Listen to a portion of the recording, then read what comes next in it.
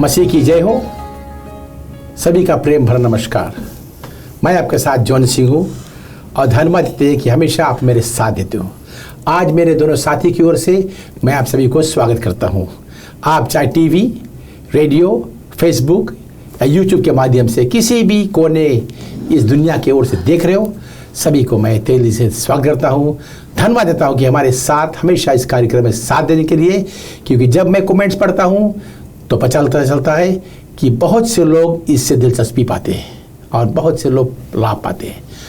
तो हमारे दो साथी, मसीह की जय। मैं हूँ सरसचंद और मैं अपने सुनने वाले श्रोताओं को स्वागत करती हूँ। धन्यवाद। सबको एक बार फिर हम अभिनंदन कर रहे हैं और प्रभु की जय। हाँ, मैं प्रवीणा सिंह आज आपके सन्मुख फिर आ गई हूँ। धन्यवाद। आज हमारे साथ एक खास जो शीर्षक है, शीर्षक 9 कहता है महासंघर्ष, अच्छाई और बुराई, यानी कि परमेश्वर और शैतान के मध्य में जो हमारा द्रोही है। तो इसको शुरू करने से पहले हम आग्रह करेंगे कि बहन सरस हम सभी के लिए प्रार्थना करें। हम सर को झुकाए प्रार्थना में जाएं। हमारे अत्यंत दयालु प्रभु जी, हम तेरे बच्चे तेरे सन्मुख आते हैं। हम धन्यवाद देते हैं आज के समय के लिए कि जैसे एक बार फिर से हम लोग अपना जो नवा शीर्षक है उसमें कुछ बातचीत करेंगे, अध्ययन करेंगे। तो अब प्रार्थना करते हैं कि तू अपनी पवित्र आत्मा के द्वारा हम तीन भाई बहन को बुद्धि ज्ञान समझ से भर देना। अपनी पवित्र आत्मा से हम लोग के अभिषेक कर देना ताकि तेरी इच्छा हम लोग पूरा कर सके। जो हमारे सुनने वाले श्रोताओं हैं उनके लिए भी हम प्रार्थना करते हैं, जहाँ कहीं से हमें सुन रहे हैं या देख रहे हैं उनका भी जीवन प्रभु आशीष से भर दे। अगर उनमें से कोई बीमार है या दुख तकलीफ मुसीबत में है तो उनके ऊपर अपना जो बड़ा भुजा रख कर प्रभु जी उन्हें चंगाई दे दे। चाहे मानसिक शारीरिक तौर पर बीमार है उनके साथ रहना प्रभु जी। और यहाँ जो काम काज करते उनके लिए भी हम प्रार्थना करते हैं कि हम लोग के जो कुछ काम काज कार्य करते हैं वो सब में सही तरह से जो काम है वो कर सके। और अपनी पवित्र आत्मा के अगुवाई देना, हम सबको बोली देना, वचन देना। प्रभु जी हमारे पापों को क्षमा कर दे। ये प्रार्थना अपने मुक्तिदाता प्रभु यीशु मसीह के पवित्र नाम से मांगती हूँ। आमीन। अगर आप हमारे साथ अभी भी जुड़े हुए तो आपकी मेरा तहे दिल से स्वागत है। और मैं जॉन सिंह आज जो इस शीर्षक का अगुवाई करूंगा, हमारे जो साथी हैं हम साथ में मिलकर परमेश्वर की अगुवाई से, उसके आत्मा के दान से इसको भली भांति आज हम देखेंगे। कहता है कि महासंघर्ष, अच्छाई और बुराई के मध्य में। जी हाँ श्रोताओं, हम देखते हैं कि ये दुनिया जो है एक बड़ी सी मैदान है जहाँ पर यह युद्ध है अच्छाई और बुराई के बीच में। और परमेश्वर जो है उसकी स्वरदूत जो उसके विरोध में होकर उसके साथ में युद्ध किया। अगर मत्ती के इंजील और प्रकाशित वाक्य को देखते हैं तो वहाँ पर यह कहानी और गहराई से हम सभी को दिखलाता है। आज बहुत से मसीह के जो लोग हैं इस चर्चा को सुनने नहीं चाहते हैं, ना समझ जाते हैं कि एक युद्ध हो रहा है, क्योंकि उनका विश्वास है कि परमेश्वर तो प्रेम है, ऐसा क्यों होना ज़रूरी है। लेकिन धर्मशास्त्र हम सभी को दिखलाता है कि ये जो युद्ध है शैतान और परमेश्वर के मध्य में, हमें इस पर गौर करना है, क्योंकि धर्मशास्त्र के बहुत ऐसे कहानी है जो हमको इस सच्चाई को अच्छी तरह से समझाता है और बताता है। अगर हम देखते हैं मत्ती, मार्कुस, योना और लूका के इंजील को, तो ये सब इंजील हमको दिखाता है कि जो स्वर्गदूत है जो विरोधी में थे वो ये परमेश्वर के साथ में हमेशा युद्ध में लगे रहते हैं। आज हमारे पास दो सवाल है, अगर हम इसको सीख को समझना ज़रूरी है। पहला है जो महासंघर्ष है अच्छाई और बुराई के बीच में, और दूसरा है और यह युद्ध इसके क्या मतलब है या इसका चर्चा क्या है, यह युद्ध क्या है। तो चलो इसको हम तोड़ कर देखेंगे कि कहता है कि एक दुश्मन ने आकर एक बीज को बोया है। तो पढ़ते हैं मैथ्यू चैप्टर 13 24 से 27 को। जी हाँ, जंगली बीज का दृष्टांत। यीशु ने उन्हें एक और दृष्टांत दिया। स्वर्ग का राज्य उस मनुष्य के समान है जिसने अपने खेत में अच्छा बीज बोया। पर जब लोग सो रहे थे तो उसको शत्रु आकर गेहूं के बीच जंगली बीज बोकर चला गया। जब अंकुर निकले और बालें लगी तो जंगली दाने के पौधे भी दिखाई दिए। इस पर गृहस्थ के दासों ने आकर इससे कहा, हे स्वामी, क्या तूने अपने खेत में अच्छा बीज ना बोया था? ठीक, ये दिखलाता हम सभी को आज श्रोताओं कि किस तरह से, तो आग्रह है कि बहन सरस इसको प्रकाश डालें। अच्छा, जब हम लोग यहाँ पर देखते हैं, कहता है कि ये दुश्मन ये जो यहाँ पर जो खेत का मालिक था वो अच्छा बीज बोया जी। और यहाँ पर कहा गया कि जो दुश्मन है वो आकर यहाँ पर जो घास फूस है वो बो दिया। तो यहाँ पर हमें दिखाता है कि जैसे दो तरह के विश्वासी है जी ना, हाँ। जो एक विश्वास करते हैं प्रभु को सही अपना दिल तन मन धन से, और दूसरा है सिर्फ दिखावे के लिए जाते। तो यहाँ पर जो हमारा दिखाता है खेत है वो परमेश्वर है और परमेश्वर का पुत्र ना, और जो विरोधी है वो शैतान है।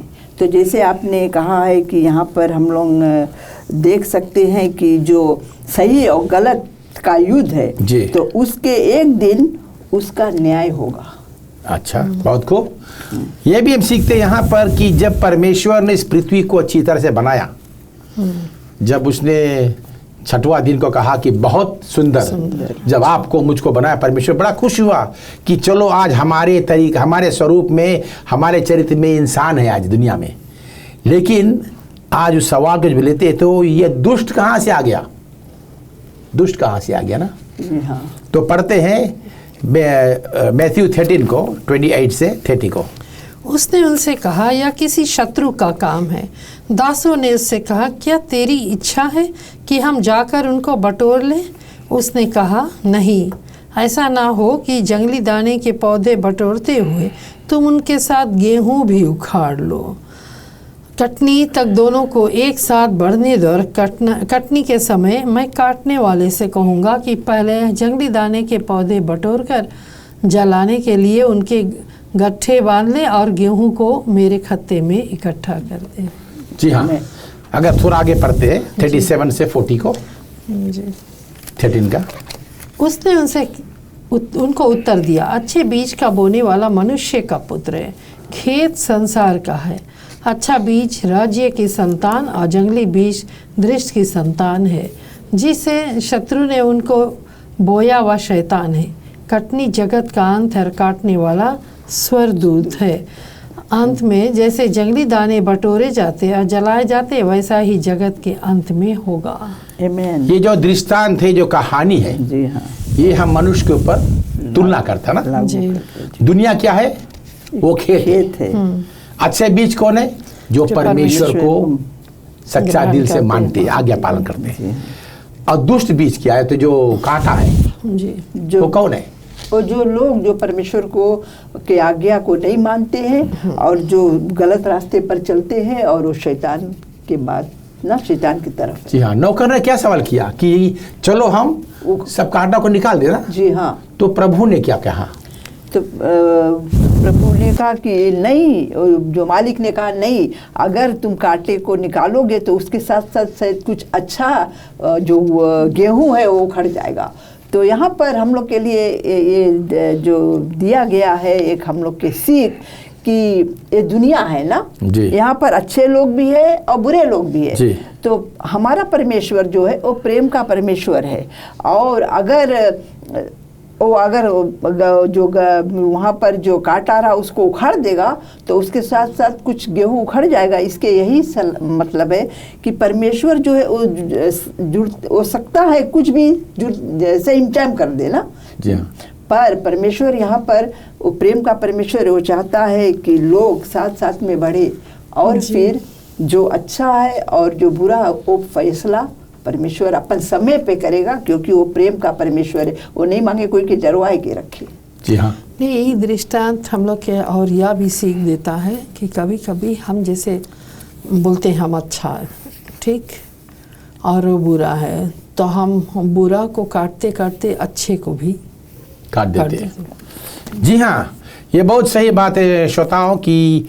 बहुत से गिरजा में से होता है कभी काल हम लोग को उंगली दिखाते हैं, लेकिन हम नहीं जानते हैं कि शायद वो व्यक्ति सही पर है। अपने निर्णय में हम उल्टा काम कर बैठते हैं। इसीलिए यीशु ने एक दृष्टांत को दिया कि दोनों को बढ़ने दो, कि जब यीशु मसीह आएगा, जो उनके लोग हैं वो दाएं ओर बटोर जाएंगे, जो नहीं है वो ये बाएं ओर।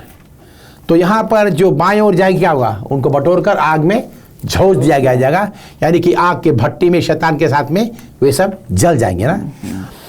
अंतिम काम जो है वो यीशु मसीह खुद करेगा, राइट? हमें नहीं करना है, हमें साथ साथ में रहना है। और शैतान याद करना, जहाँ परमेश्वर बीज बोता है शैतान बीज बोता है, क्योंकि लोग में गलत फहमी लाने के लिए, लोग में बंटवारा करने के लिए, लोग में फुटमत लाने के लिए ऐसा शैतान करता है। आगे देखते हैं जेनेसिस चैप्टर 1 वर्स 31 को, कि दुनिया को जब परमेश्वर ने रचा तो दुनिया कैसा था?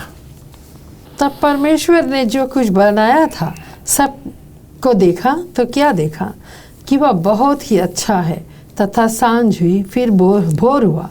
इस प्रकार छठवां दिन हो गया।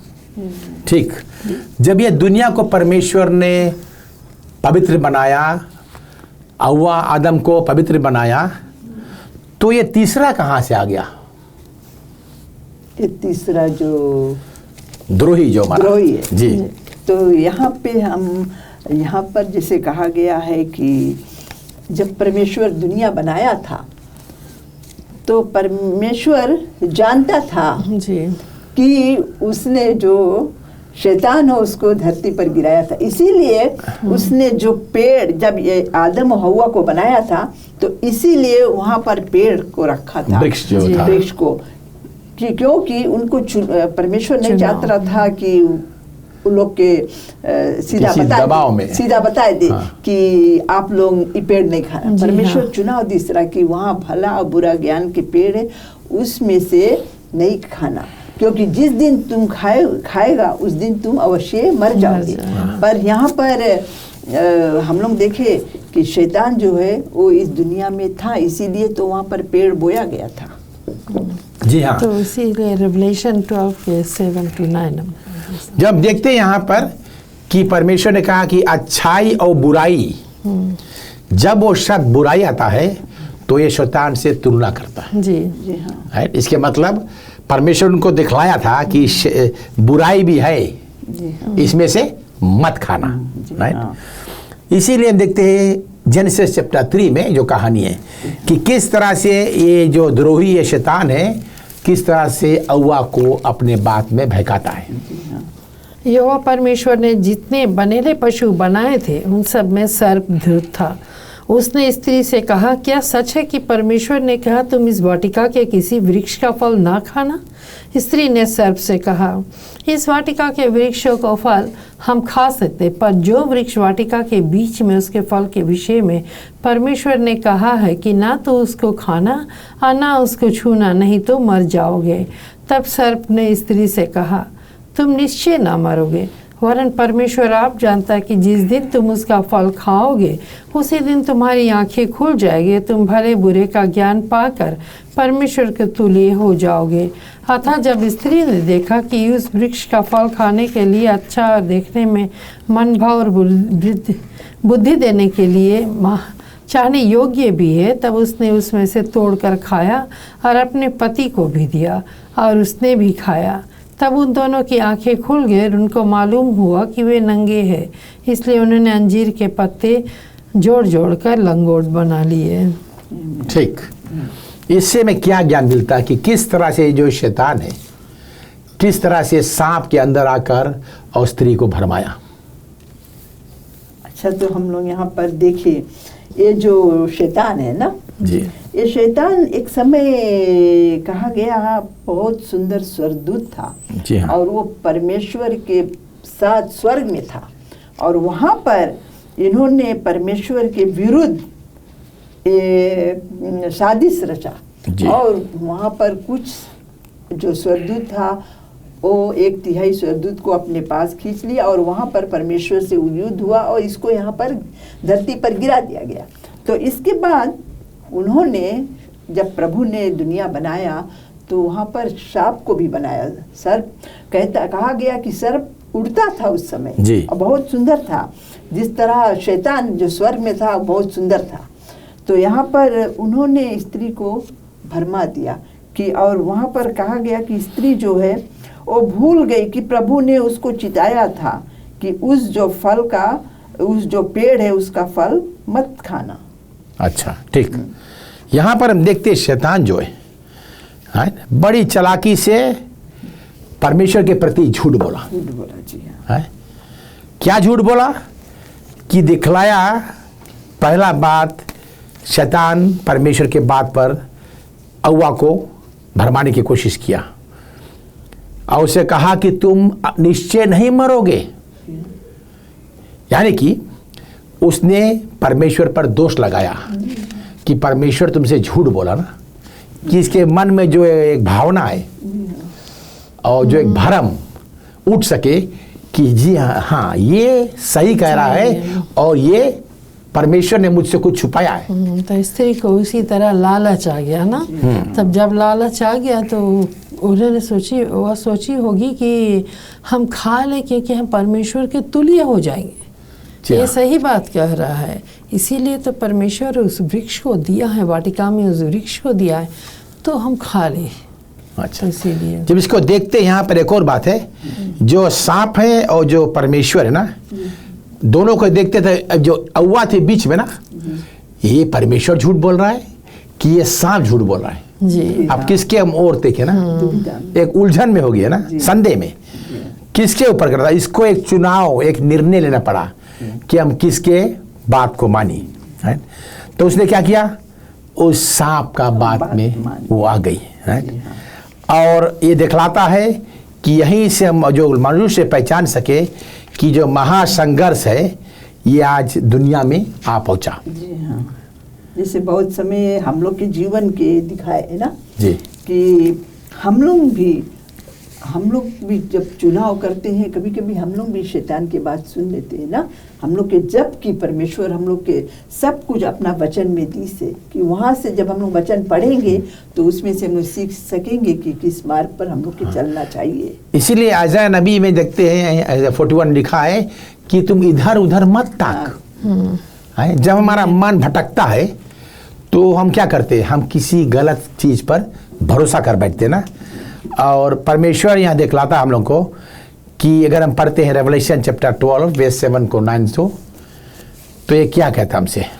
फिर स्वर्ग में लड़ाई हुई। मीकाएल और उसके स्वर्गदूत अजगर से लड़ने को निकले और अजगर और उसके दूत उससे लड़े, परंतु प्रबल ना हुए और स्वर्ग में उनके लिए फिर जगह न रही। तब वह बड़ा अजगर अर्थात वही पुराना सांप जो इब्लीस और शैतान कहलाता है, सारी संसार का भरमाने वाला है, पृथ्वी पर गिरा दिया गया और उसके दूत उसके साथ गिरा दिए गए। 9 तक पढ़ते हैं जी। अच्छा, वहाँ पर युद्ध हुआ ना। कभी बहुत से लोग को जब बातचीत करते तो लोग कहते कि जो युद्ध, जो पाप दुनिया में शुरू हुआ, लेकिन हम देखते हैं धर्मशास्त्र साफ दिखलाता है कि युद्ध स्वर्ग में शुरू हुआ ना। कैसे शुरू हुआ? जो स्वर्गदूत था कैसा था देखने में? सुंदर था। उसका काम क्या था? उसका काम वो परमेश्वर, जैसे हम लोग कहते हैं आप पर्सनल असिस्टेंस नाउ के तरह, राइट। तो परमेश्वर के पर्सनल असिस्टेंट ना, राइट है। तो वहाँ पर प्रभु के सब काम कार्य वो करता था और वो उसको महत्व मिलता था कि वो परमेश्वर के करीब के। पर यहाँ पर उसके पास घमंड आ गया कि वो चाहता था परमेश्वर के बराबरी करने को। वो चाहता था कि वो परमेश्वर के जब बराबरी करा तो वहाँ से हम लोग जैसे बहुत समय देखते हैं कि लोग से हम लोग जब बताते हैं कि पाप आ गया तो वो लोग सोचते हैं कि कैसे पाप आ गया। तो हम लोग के ये बताना बहुत ज़रूरी है कि ये जो शैतान है ये सचमुच में है। जी हाँ। बहुत लोग से हम लोग कहते हैं कि पाप आया तो शैतान नहीं है, किसी कारण शैतान, पर हम लोग के बताना है कि सचमुच में शैतान जो वो सिंबॉलिक नहीं है, वो है सचमुच हकीकत में और बहुत समय लोगों को भरमाता भी है। जी हाँ, ये जो संघर्ष है, ये सबसे खास बात इसमें है, ये एक प्रेम के बारे में बात है ना। अगर आपके पास किसी के प्रति प्रेम है और उसके ओर आप झुके हुए प्रेम के द्वारा और ज्ञान से आप उस पर भरोसा करोगे ना, उसके बाद पे भरोसा करोगे, तो यहाँ पर जो स्त्री थी ये गलत विचार को ले चुकी, जिसके द्वारा ये महसूस किया कि वो जब आग का अच्छाई बुराई पहचाना तो देखा कि वे नंगे हैं। अंजीर के पत्थर को बनाकर क्या समझा कि अपना पाप को ढांप लेंगे, कदापि नहीं ना, तो ये नहीं ढपेगा। और जेनेसिस चैप्टर 3:15 में परमेश्वर यहाँ पर उसी समय एक योजनाएं दिया कि किस तरह से परमेश्वर जो है हम सभी को बचाएगा। और मैं तेरे और इस स्त्री के बीच में, तेरे वंश और इसके वंश के बीच में बैर उत्पन्न करूंगा, वह तेरे सिर को कुचल डालेगा, तो उसकी एड़ी को डसेगा। आमीन। जब इस बात को हम देखते हैं, सुनते हैं, समझते हैं, तो हम सभी के जीवन में एक धन्य आशा आता ना कि हमारा जो द्रोही आज है एक दिन परमेश्वर इसको खत्म कर देगा। लेकिन हम अगर धर्मशास्त्र तो पढ़ते हैं तो यीशु तो आकर क्रूस पे उसका दाम को भर दिया ना, ये भाग को खत्म कर चुका है। और इस धन्य आशा से अपना जीवन को हम आगे बढ़ाते जाते हैं। पर क्रूस पर शैतान को हराकर और फिर जी उठा। जी हाँ, तीसरा दिन जी उठा। इज़केल की किताब में यहाँ पर कहानी दिखलाता है और उत्पत्ति किताब में भी, राइट, कि अगर हम जेनेसिस चैप्टर 1 से 3 को देखते हैं, जो दुष्ट था यानी कि जो शैतान था आदम और हव्वा से पहले था इस दुनिया पर। जब पृथ्वी अंधकार सिर्फ पानी था तो यहाँ पर शैतान का निवास था ना। और जेनेसिस चैप्टर 2:9 को पढ़ते हैं। और यहोवा परमेश्वर ने भूमि से सब भांति के वृक्ष जो देखने में मनोहर और जिनके फल खाने में अच्छे उगाए, और वाटिका के बीच में जीवन के वृक्ष को और भले या बुरे के ज्ञान के वृक्ष को भी लगाया। यहाँ पर कहते हैं कि परमेश्वर झूठ बोला ना, क्यों ये वृक्ष बोया? लोग सच कहेंगे ना, अगर इसको ऐसे परीक्षा को यहाँ नहीं रखते बीच में तो शायद ये लोग नहीं गिरते ना। तो शैतान जो द्रोही अपना जो झूठ बात क्या वो परमेश्वर पर दोष लगाता ना, राइट, जिस तरह रेवलेशन 12:9 में भी कहता है, राइट। श्रोताओं, अगर आप चाहते इस किताब को, कम ही बाकी मेरे पास, सिर्फ आपको 813 के द्वारा संपर्क करना है, चाहे वोडाफोन या इनके द्वारा। अगर आपके पास ईमेल है तो hopechalfiji@gmail.com के द्वारा आप जो पहले या मांग करेंगे उसको मिल जाएगा, जो बाद में जागेंगे, जो सो रहे हैं तो शायद छूट जाएंगे। तो कोशिश करना कि आप अवश्य ही जल्द ही इसका मांग करें, क्योंकि शायद आने वाला सप्ताह में हमारे पास ये संदेश नहीं रहेगा कि आपके पास ये किताब मिलने के लिए है। तो आओ चलो देखते हैं। तब वो बड़ा अजगर अर्थात वही पुराना सांप जो इब्लीस और शैतान कहलाता है और सारे संसार का भरमाने वाला है, पृथ्वी पर गिरा दिया गया और उसके दूत उसके साथ गिरा दिए गए। ये जो पद है हमको दिखलाता है कि शैतान इस पृथ्वी पर गिराया गया ना जी। और इसके द्वारा हम सब देखते हैं कि किस तरह से वो बड़ा गुस्सा में था ना, कि जब परमेश्वर ने यहाँ पर आदम को बनाया, सब जानवर का नाम दिया, आदम अकेला था, फिर क्या उसके एक गहरे नींद में सुता कर उसके एक दाएं ओर के पसरी से स्त्री को बनाया ना, नारी को। पहला आदम जब अपना आँख खोला किसको देखा? परमेश्वर को। दूसरा बार जब अपना आँख खोला किसको देखा? हव्वा को ना। वो बड़ा खुशी हुआ। और यहाँ से देखते हैं शैतान नहीं खुश हुआ, उसने अपना बदला पर आगे बढ़ा कि किस तरह से हम इस सृष्टि को भी हम नाश करें, क्योंकि उसका जो युद्ध था वो यीशु मसीह के विरोध में था। ठीक। और हम देखते इस कहानी में इज़केल की किताब जो है 12 से 19 को पढ़ते हैं। ये जो इब्लीस को हम कहते हैं, शैतान जो है, इससे पहले वो कौन था, किस स्थान पर था? हे मनुष्य के संतान, सोर के राजा के विषय में बिलाप का गीत बनाकर उससे कहा, परमेश्वर यहोवा यो कहता है, तू तो उत्तम से भी उत्तम है, तू बुद्धि से भरपूर आसर्ग सुंदर है, तू परमेश्वर की अदन नामक बारी में था, तेरे पास आभूषण, मणिक, पद्राग, हीस, फिरोज़ा, सुलेमानी मणि, यह सब नील मणि, मरकत और लाल सब भांति के मणि और सोने के पहरावे थे। तेरे डफ और बसुलियाँ तुझी में बनाई गई थी। जिस दिन तू सिरजा गया था उस दिन वे भी तैयार की गई थी। तू छाने वाला अभिषेक करूब था। मैंने तुझे ऐसा ठहराया है कि तू परमेश्वर के पवित्र पर्वत पर रहता था। तू आँख सरीखे चमकने वाले मणियों के बीच चलता फिरता था। जिस दिन से तू सिरजा गया और जिस दिन पर तक तुझ में कुटिलता न आई थी उस समय तक तू अपनी सारी बाल चलन में भी निर्दोष रहा, परंतु लेन देन की बहुतायत के कारण तू उपद्रव से भरकर पापी हो गया। इसी में मैंने तुझे अपवित्र जानकर परमेश्वर के पर्वत से पर से उतारा। और हे छाने वाला करूब, मैंने तुझे आग सरीखे चमकाने वाले मणियों के बीच से नष्ट किया है। सुंदरता के कारण तेरा मन फूल उठा था और वैभव के कारण तेरी बुद्धि बिगड़ गई थी। मैंने तुझे भूमि पर पटक दिया, फिर राजाओं के सामने तुझे रखा कि वे तुझको देखे। तेरे अधर्म के कामों की बहुतायत से और तेरे लेन देन की कुटिलता से तेरे पवित्र स्थान अपवित्र हो गए। इसलिए मैंने तुमसे ऐसी आग उत्पन्न की कि जिससे तू भस्म हुआ, और मैंने तुझे सब देखने वाले के सामने भूमि पर भस्म कर डाला। तेरा देश देश के लोगों में से जितने तुझे जानते हैं सब तेरे कारण विस्मित हुए। तू भय का कारण हुआ और फिर कभी पाया ना जाएगा। यहाँ पर दिखलाता है कि लूसीफर जो है ना, जी हाँ, वो पहले कौन था?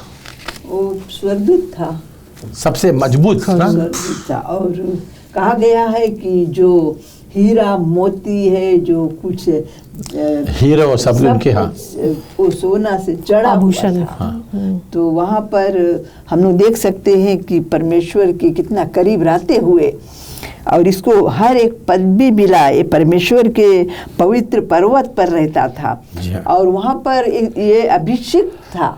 इसको अब प्रभु अपने इतना करीब रखा था, पर ऐसा हुआ कि अपने आप को घमंड के कारण गिरा दिया गया, क्योंकि सुंदरता उसमें छा गई थी।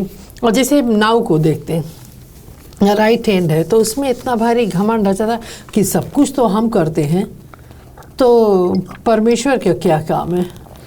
जी हाँ, हम इंसान जो है हमारे में तो बहुत हाली घमंड रहता है, लेकिन ये जो परमेश्वर का दाएं हाथ था, जितने संगीत, जितना उनका जो स्तुति आराधना था, उसका अगुवाई करने वाला लूसीफर, जो अति सुंदर संगीत में उसका जो आवाज़ था, जो सुर था, कितना सुंदर था ना। जी। लेकिन ऐसे हुए देखते उसमें क्या पैदा हुआ कि मुझे चाहिए कि मैं परमेश्वर का स्थान लूँ, पदवी ना। तो उसके सीखने के लिए हम आइज़ाया को पढ़ते हैं, आइज़ाया 14:12 से 15 को। हे भोर के चमकने वाले तारे, तू कैसे आकाश से गिर पड़ा है। तू तो जाति जाति को हरा देता था, तू अब कैसे काट कर भूमि पर गिराया गया है। तू मन में कहता तो था, मैं स्वर्ग पर चढ़ूंगा, मैं अपने सिंहासन को ईश्वर के तारागण से अधिक ऊंचा करूंगा और उत्तर दिशा को छोर पर सभा के पर्वत पर बिराजूंगा। मैं मेघों के भी ऊंचे ऊंचे स्थानों के ऊपर चढ़ाऊंगा और परम प्रधान के तुल्य हो जाऊंगा, परंतु तू अधिलोक में उस गड्ढे की था तक उतारा जाएगा। यहाँ पर ये बहुत खास बात है ना। जी हाँ। ये कोशिश करा क्या, ये परमेश्वर की तुलना करने के लिए, जी हाँ, आए उसके पर्वत पर उससे ऊपर बैठने के लिए। तो हम भी कभी कभार इंसान जो है, हम जो नहीं है, हम चाहते हैं कि वो बन जाए। जी हाँ, है? जी हाँ। तो एक कमजोरी है कि नहीं। शायद गिरजा में आपका एक पद दिया गया, लेकिन आप गिरजा में और बड़े जो प्रचीन है, जो दास है, दासी है, और आप सिर्फ एक मेंबर है और छोटा मोटा काम करते हो, लेकिन आप में एक घमंड है कि मुझे चाहिए उस स्थान को मिलने के लिए। जी हाँ। तो ऐसे जब हम देखते हैं तो जो घमंड है, हम भूल जाते हैं कि लूसीफर जो भूल गया कि मुझे बनाने वाला, सुंदरता देने वाला कौन था? परमेश्वर था। है? तो यहाँ पर हम लोग ने जैसे देखे, ये जो लूसीफर था ना, जब ये धरती पर था, तो ये बहुत लोगों को भरमाया और जैसे इज़राइल जो इजरायली थे उनमें भी ये घमंड, वो जो गलती की है परमेश्वर के और चाहता वो लोग के जब देखते हुए सब कुछ प्रभु के तरफ चाहता रहे के, तो ये लोग में घमंड पैदा हुई गए। घमंड पैदा हुए, घमंड के कारण वे गिर गए। जैसे हम लोग देखे राजा नबूकदनेस्सर को जी, उसको इतना अच्छा पदवी मिला था और राजा था, पर उसमें ऐसा घमंड शैतान उसको भर दिया कि वो सोचता था कि मैं ही परमेश्वर हूँ। जी हाँ। परमेश्वर को भुला दिया। इसीलिए जब देखते हैं हव्वा को जब उसे भरमाया, उसने क्या कहा कि तुम परमेश्वर बन जाओगे। तो जो कुछ अपने वो वहाँ पर कोशिश किया, यहाँ पर भी उसी जो ज्ञान था, जो जहर कहेंगे, इसका मन में भर दिया कि ये जो स्त्री थी इसी बात से उसके भरम में आ जाना। हाँ, इसीलिए जब उस समय इजरायली लोग भी थे तो उन्होंने परमेश्वर को छोड़कर अपने जो राजा लोग हैं उसके पीछे भागने लगे ना, इसी तरह। हाँ। और यहाँ से ये सीख भी आता कि आज दुनिया में लोग क्यों अनेक चीज को लेकर परमेश्वर को मान लेते हैं, जबकि परमेश्वर जो सृजनहार है उसको हम छोड़ देते हैं, लेकिन उसके बनाए हुए वस्तुओं को हम परमेश्वर मान लेते हैं। ये सब जो साजिश है, ये झूठ है और ये तो तरीका है, ये सब शैतान का एक हथियार है कि हम सबको वहाँ से गिराने के लिए, और हम सबको चाहता परमेश्वर कि हम ऐसे फंदे में कभी ना पड़े। एक बात हमें याद करना ज़रूरी है कि इस अंतिम दिनों में शैतान भल कोशिश करेगा कि परमेश्वर और परमेश्वर के लोग में वो बहुत से समस्या लेकर आएगा। तो हमारा जो जीवन इस दुनिया में सरल नहीं है, याद करना। इसीलिए यीशु ने कहा कि प्रतिदिन क्या रहो, तुम जागते रहो और तैयार रहो। क्यों? क्योंकि शैतान हमारा द्रोही हमेशा हमारे पीछे अपना फंदा लेकर हमेशा चलता रहता है। मत्ती के इंजील में देखते हैं, ये लागू होता है यीशु मसीह के ऊपर। यीशु के भी जो शैतान ने यीशु मसीह भी नहीं छोड़ा ना। जी हाँ। वहां पर तो युद्ध हार गया स्वर्ग में, लेकिन दोबारा उसको फिर पृथ्वी पर सोचा कि वो यहाँ पर पैदा हुआ है तो यहाँ पर शायद कमजोर मैं इसे जीत लूंगा ना। जी हाँ। हाँ, तो पढ़ते हैं चैप्टर 4 को, देखते हैं 1 से 11 को। इसमें खास कहानी वर्स 1 को पढ़ते हैं। जी हाँ। तब आत्मा यीशु को जंगल में ले गया ताकि इब्लीस जो उसकी परीक्षा हो। अच्छा, परीक्षा हो, 3 परीक्षा हुआ ना। जी हाँ।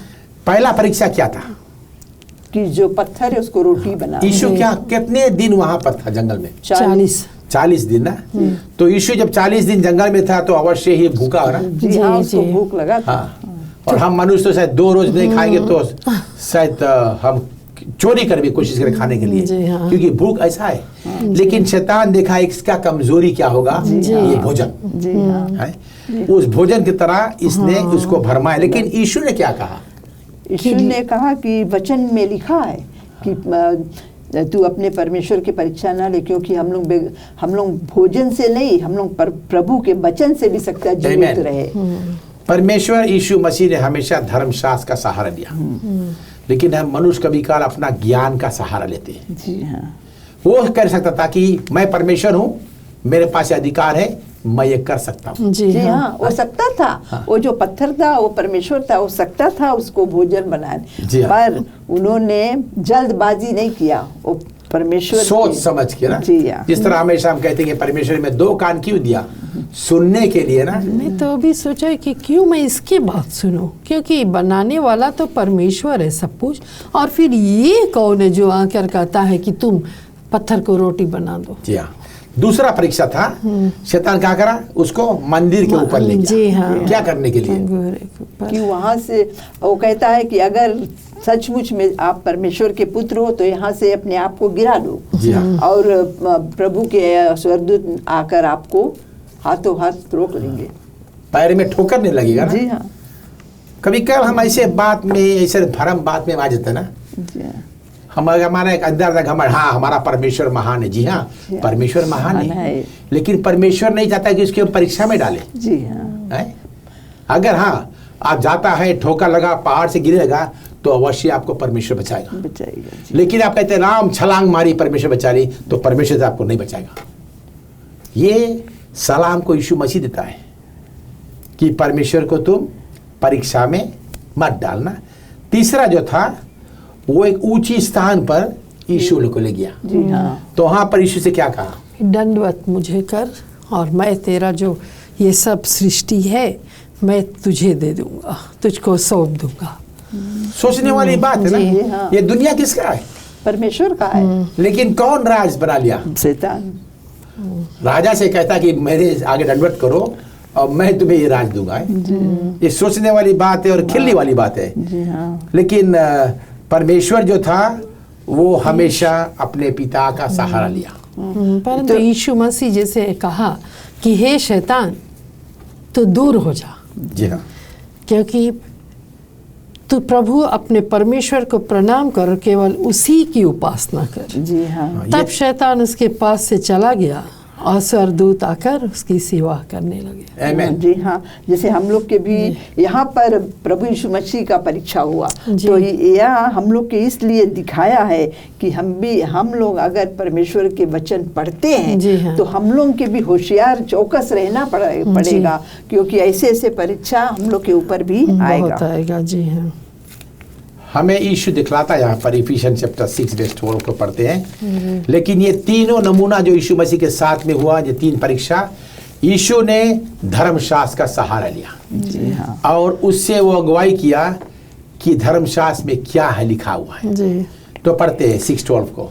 क्योंकि हमारा यह मलयुद्ध लहू और मांस से नहीं परंतु प्रधानों से और अधिकारियों से और इस संसार के अंधकार के हकीमों से और उस दुष्टता की आत्मिक सेनाओं से है जो आकाश में है।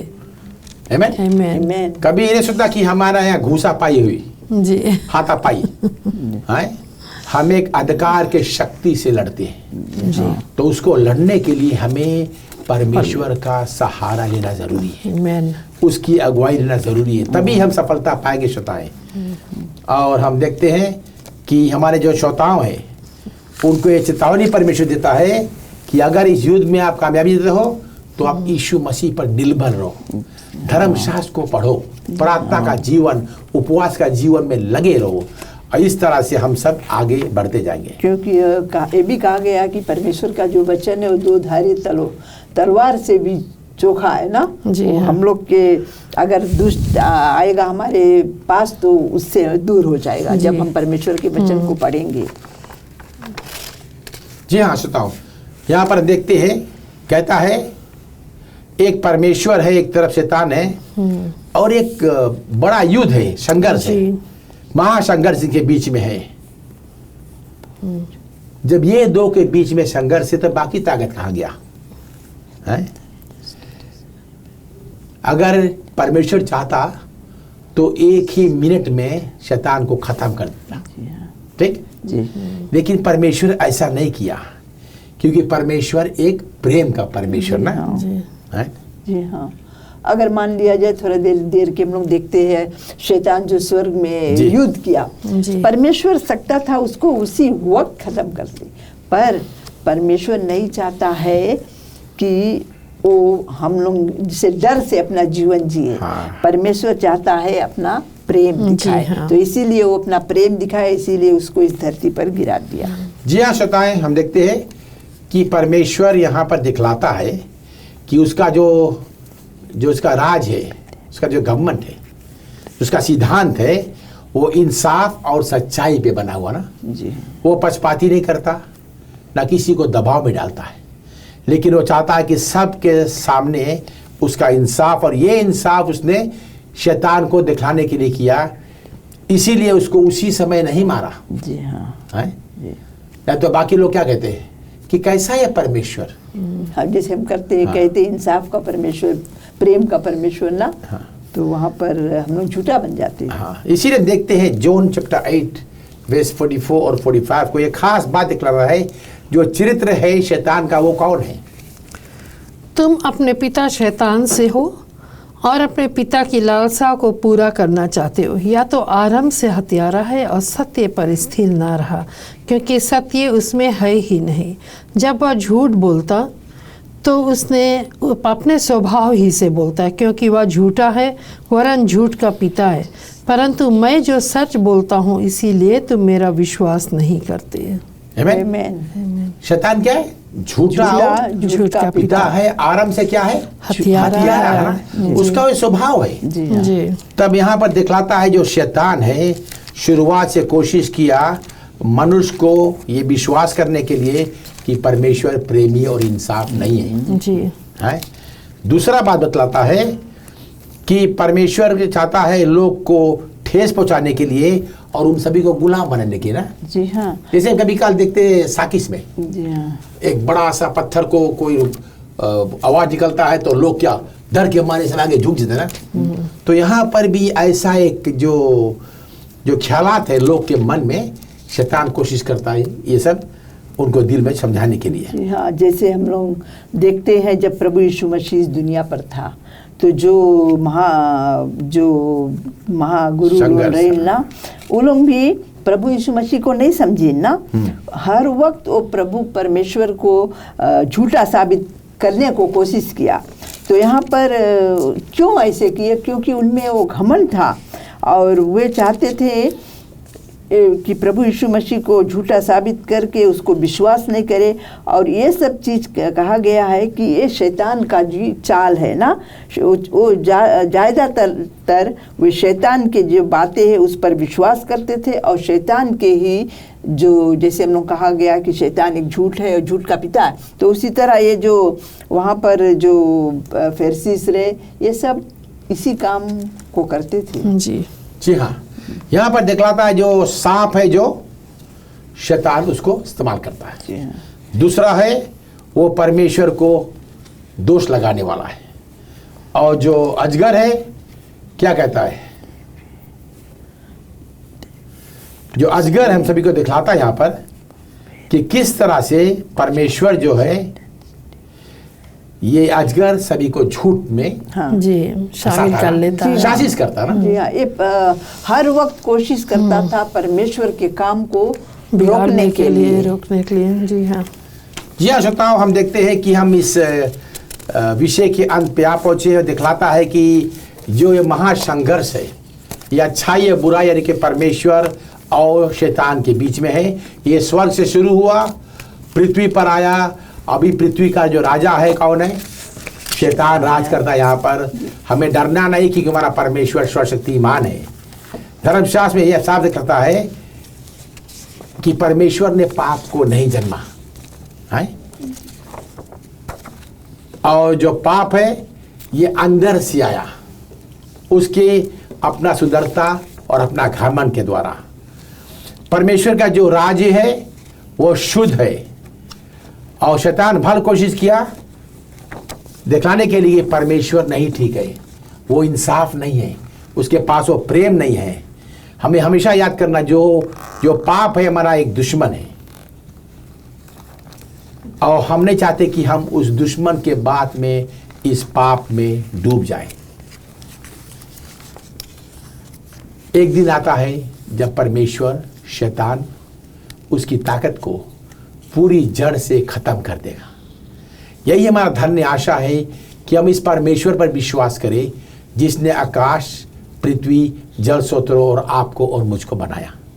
उसके पास स्वर्ग और पृथ्वी का अधिकार है और वो हमेशा हम सभी का साथ देगा और एक दिन परमेश्वर इस शैतान को ख़त्म कर देगा। लेकिन अभी क्यों नहीं ख़त्म किया? क्योंकि एक परमेश्वर जो है ये एक उनका जो एक नेम था, जो नियम था, उसके लिए हम आने वाला शीर्षक में और आगे और गहराई से देखेंगे। श्रोताओं, हम देखते हैं आप हमारे साथ इस समय दिया है, आपको धन्यवाद देते हैं कि आपका जो दिल और मन में शायद कुछ संदेह है, शायद आज वो बात आपके समझ में आ पहुँचाए। तो अगर आपके पास कोई प्रार्थना का मांग है और शायद चाहते हो कि सच्चाई को मानने के लिए, तो जहाँ पर भी अपने घरों में है, काम पर है, गाड़ी में, तो अपना हाथ को उठाए, अपना दिल को खोले कि परमेश्वर मैं चाहता हूँ इस सच्चाई के साथ देने के लिए। ऐसा नहीं कि ये झूठा जो शैतान है, जो झूठ के पिता है, जो आराम से हथियारा है, इसके भरम में रहकर अपना जीवन को हम व्यतीत करें। आज हम धन्यवाद दें हमारे दो साथी के लिए और हमारे साथ देने के लिए। और चलो हम परमेश्वर से प्रार्थना करेंगे कि परमेश्वर हम सभी को संभाले रखे, क्योंकि जो शैतान है बहुत चालाक है। इसीलिए यीशु कहता है कि हम जागते रहे और वचन को पढ़ते रहे और प्रार्थना में लवलीन रहे। तो हम प्रार्थना करते हैं। धन है पिता परमेश्वर, तू महान है। धन्यवाद यीशु, तूने हम सभी को आज एक ऐसा शीर्षक को समझाया है जिसके प्रति आज बहुत से लोग समझ नहीं पाते। लोग सोचते हैं कि दुनिया में से पाप शुरू हुआ, लेकिन ये पाप, ये महासंघर्ष स्वर्ग से शुरू हुआ है। धन्यवाद इस ज्ञान बुद्धि समझ के लिए, आत्मा के अगुवाई के लिए। आज हर एक जो हमारे श्रोताओं हैं, सभी के जीवन तेरे सामने है मेरे पिता। तू सभी को मदद फरमाना, जो बीमार है तंदुरुस्ती देना, जो आज उदास है प्रभु तू उन्हें आनंद करना, जो आज दुखित है प्रभु तू उन्हें शांति देना, जो आज शोक या क्लेश में परमेश्वर तू उन्हें जीवन का हौसला देना, कि लोग तुझ पर नित भरोसा कर सके, तेरे साथ साथ मिलकर अपना जीवन को आगे बढ़ाए। क्योंकि जिस दिन तू आए यीशु, हम सब नारे मारते हैं तेरे साथ स्वर्ग में जाने के लिए प्रवेश कर सके। तब तक भी यीशु तू सभी को संभाल कर रखना। धन्यवाद जो लोग आज हर एक माध्यम से सुन रहे हैं, देख रहे हैं, सभी के जीवन तेरे सामने छोड़ते प्रभु, कि तेरी इच्छा पूरी हो। धन्यवाद हमारे दो साथियों के लिए।